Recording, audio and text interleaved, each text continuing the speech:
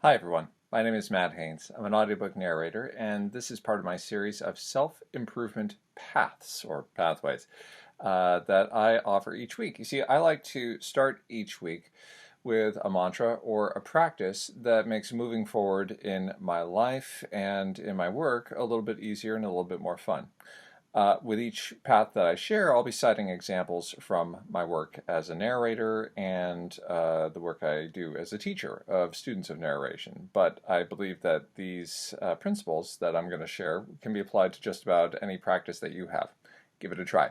Let me know if your experience is different. So this week's path is about less where, more why.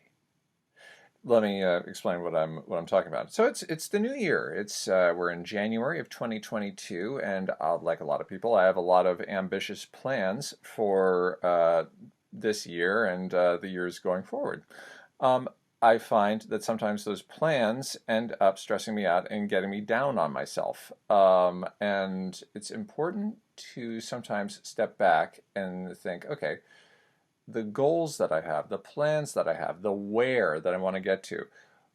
What's the why behind the where?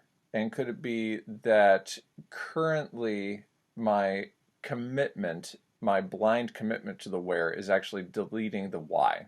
All right, that sounds pretty complicated, but let me explain. If my goal is to, let's see, if my goal is to get a certain number of pages done in the evening, then that's the where.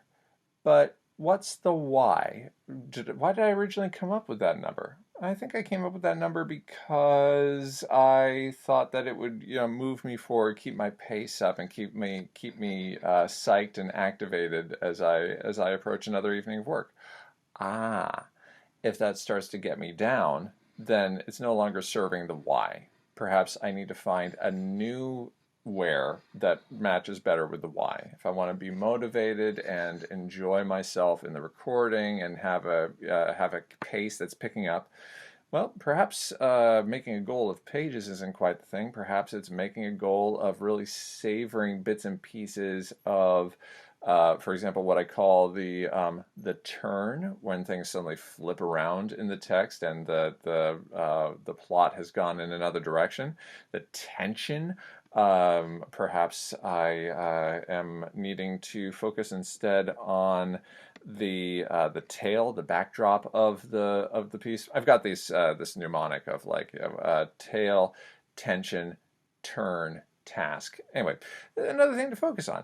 Maybe that's what will engage me. So the where might not be serving the why, and it's important sometimes to re-navigate that way. Same thing with students. Students may think, okay, boy, I want to make sure that Matt's happy with my work. I want to make sure that I'm doing things properly and correctly. It's my goal to get this number of auditions in. Let's go back to the why. Making me happy? Who cares, right? I mean, it's certainly nice people do care about making me happy, but ultimately it's like, why were you taking lessons in the first place? Well, because you want to improve as a narrator. You want to get more business as a narrator. You want to enjoy the process more. You want a little bit things to be a little bit easier and a little bit more assured. Those are some good whys. So time to get back to, okay, putting down a certain number of auditions. What's the why behind that? Oh yeah, it's to keep things moving forward, to keep things moving forward, to keep things moving forward. Well, maybe the auditions aren't it if you're feeling really stuck and really down on yourself. Maybe it's practicing an accent. Maybe it's taking a break and doing something else that's perhaps performative, but not narration based, but is really going to rejuice your system. Less of the where, more of the why. That's what I'll be working on this week. I'll get back to you with my results. You get back to me with yours. Thank you for joining me. And as your narrator and narration teacher, I hope our paths cross again real soon.